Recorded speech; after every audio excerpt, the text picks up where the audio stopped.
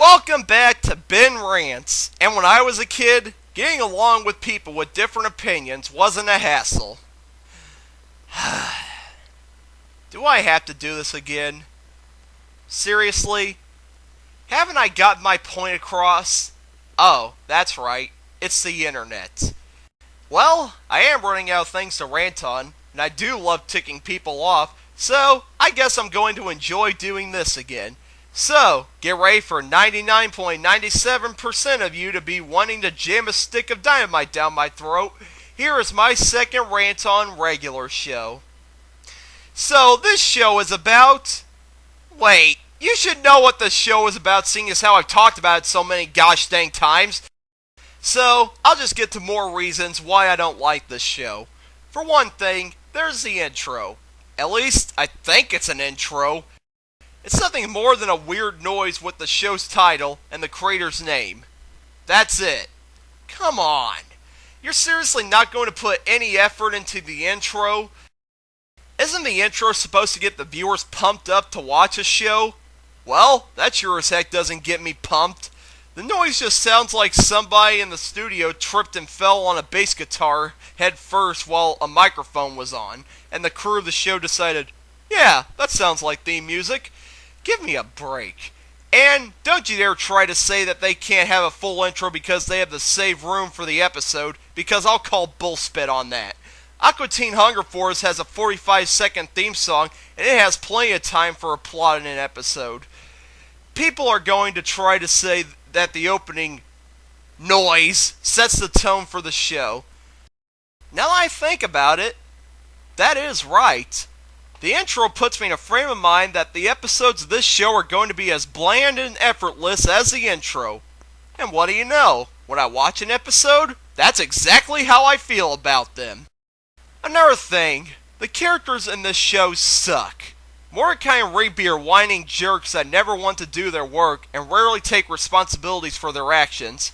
Not to mention, they are annoying as heck. They make the noises that the kids I wanted to beat up in high school made. Other than that, these characters have nothing going for them. They just feel like the two guys you knew in school that nobody hung out with because they were so annoying. Of course, the rabbit fans of this show might say that that's the point of the characters, but that doesn't mean I'm going to like them. I mean, just because lemons are supposed to taste sour doesn't mean I'm going to eat them, because I don't like sour foods. Then you have the supporting characters, who are more lacking in character than an extra in a teen soap opera. Muscle Man just walks around saying unfunny jokes about his mom. And that's about it. High Five Ghost is just... there. Pops' giddiness just creeps me out. It's rare when I see Benson not being angry. Then there's Skips, who I've got to say is the only character in this show I can handle. Oh, you need a reason? Okay. Well, he's the only character besides Benson who's not a brain-dead idiot, and he's usually the one who has to fix the problems that Mordecai and Rigby cause. Plus, he's voiced by Mark Hamill. Mark Hamill never disappoints. Well, there's a look at the main cast. I would talk about the other supporting characters, like Margaret and Irene, but they've got nothing about them to talk about. Then, we get to episodes of this show. Most people say that they're creative and original, and I ask, what are you people smoking? On top of the 12 episodes of this show I've watched in the past, I watch a couple more to see if maybe I can finally see the one thing this show has that everybody likes about it. I didn't. I watched the episode Access Denied, where Mordecai and Rigby can't get into a club where Margaret and Irene want to dance with them at. Yeah, we have seen this plotline before. Mordecai and Rigby eventually make it in, and Rigby is hypnotized by the dance floor, and Mordecai gets caught up with Madonna, who is attracted to him. For the rest of this episode, nothing happens, and it turns out that they were in a different club than Margaret and Irene were in. Wow, I didn't see that coming. Oh, wait, yes I did. I didn't like this episode. Next, I watched Out of Commission. In this one, the boys pour soda on the old golf cart and it comes to life. An automobile coming to life?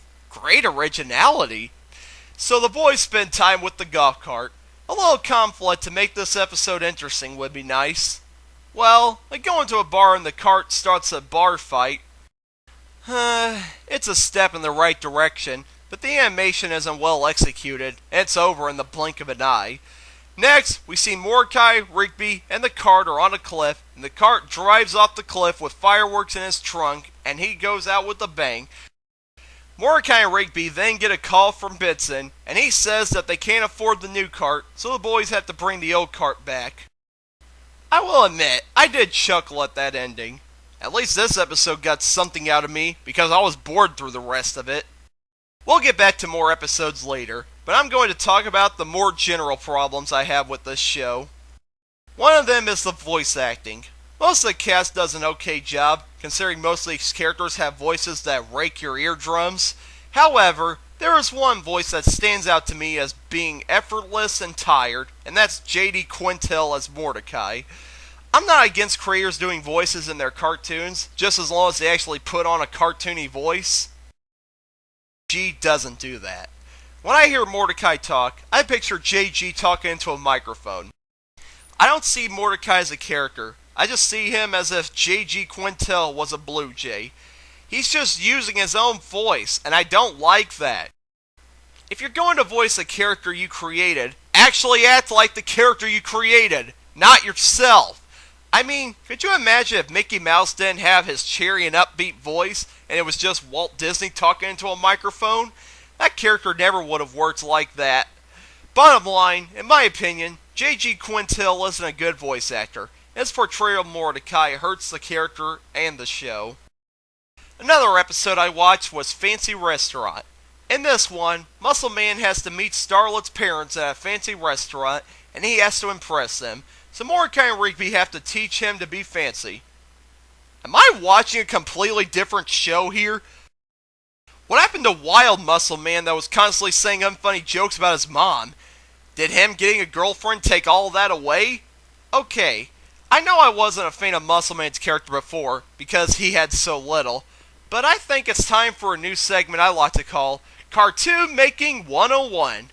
Lesson number 52. When you create a character, it's important to keep the character the same. Even though the character has to learn lessons throughout the run of the show, a complete change in a personality to the character is hurtful, and it turns into a completely different character. I mean, come on, producers! Can't you get your own characters right? Anyway, the rest of this episode was a bland plot line that we've seen done so many times before with somebody trying to impress his date and her parents, but a random poorly animated brawl breaks out and it wasn't that impressive. I like ranting on this show because when it comes to the episode descriptions, I have little to say about them because they're so uninteresting. Another episode I watched was Prankless. In this one, Muscle Man tries to pull a prank on Mordecai, but he seriously injures Pops. He gives up pranking and leaves the park. Well, there goes the only thing this character had going for it other than saying the same catchphrase over and over again. Anyway, the park then goes into a prank war with the rival park, and they need Muscle Man back. Nothing happens. I'm serious. Nothing happens. Muscle Man comes back and is able to get the rival park to stop pranking, and that was it. Really wasn't anything noteworthy in this episode. What? Cut me some slack! I'm trying to explain what I don't like about this show, but I think this makes it perfectly clear. This show has nothing interesting going for it. The plots are straightforward even when the show tries to be surreal. There's nothing to talk about! Nothing! Anyway, you knew this was coming. Another thing I don't like about this show is the animation.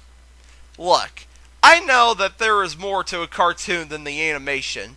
I know that not all animated cartoons that come out these days are going to have Disney-worthy animation.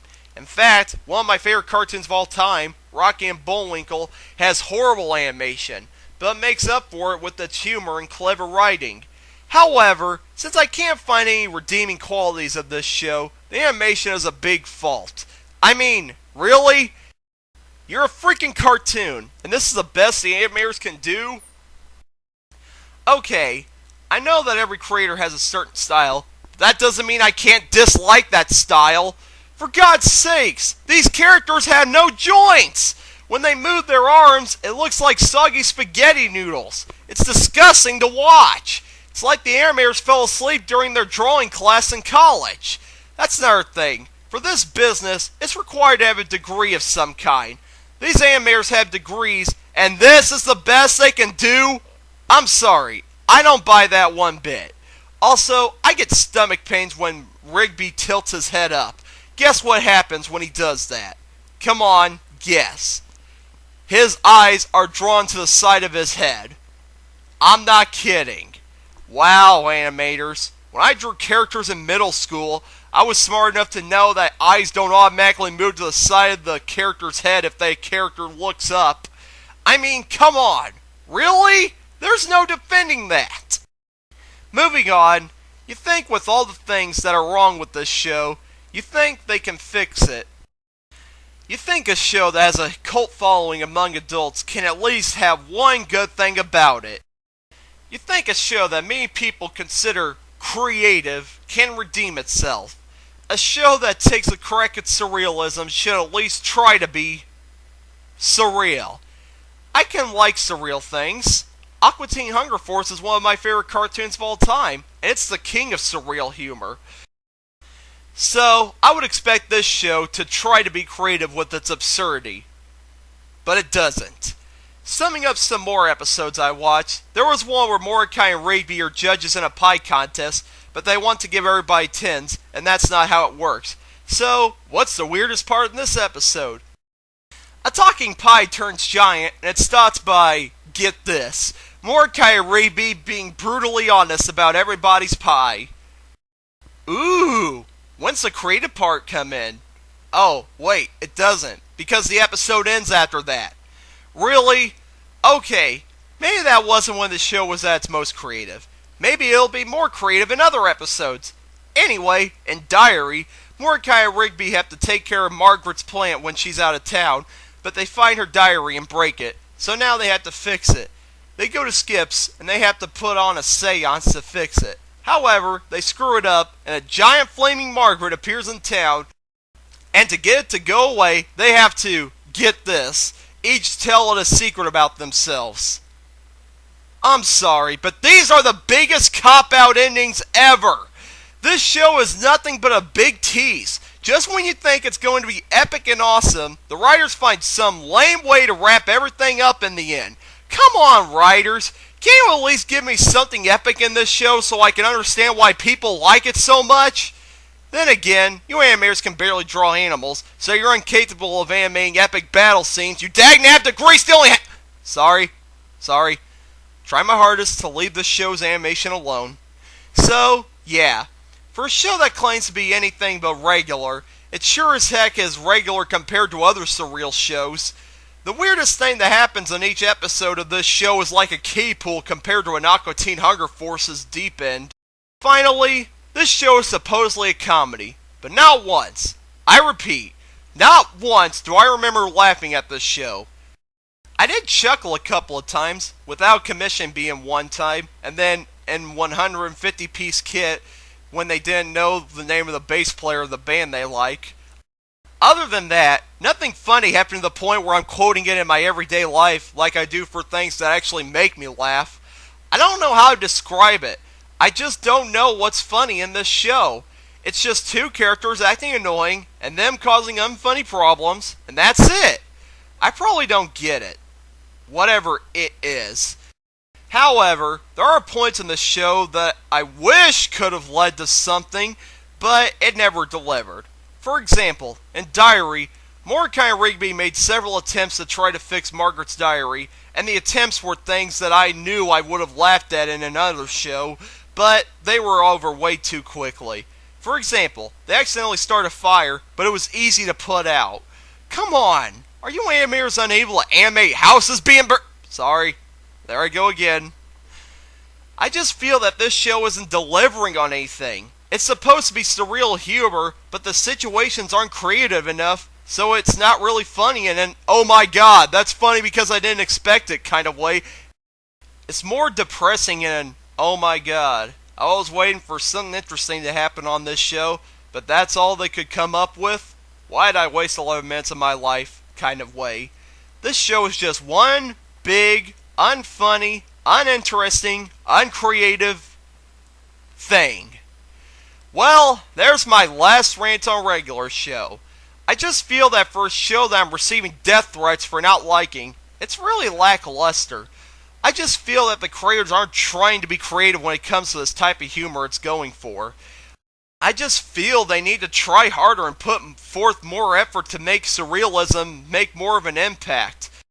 But I've seen shows that do surreal humor better, so this show just feels like a waste of my time. That isn't to say that it shouldn't be a waste of your time if you like this show. If you love it, great. I love the fact you love it. Maybe there's something in it that I'm not seeing that fans of this show see, and I'm perfectly fine with that. I love the fact that we live in a world where we're allowed to have our own opinions. It's what makes us all unique, and... oh, who am I kidding? I know all of you fanboys or fangirls are just going to dislike this video after only seeing the title of it, and you'll do it multiple times just so there are more dislikes than likes. Just shows what we've come to as a human race. Anyway, I'm Ben, and I'm signing out. I'm gonna go prepare my next video on Adventure Time. Yes, I'm talking about that show again as well.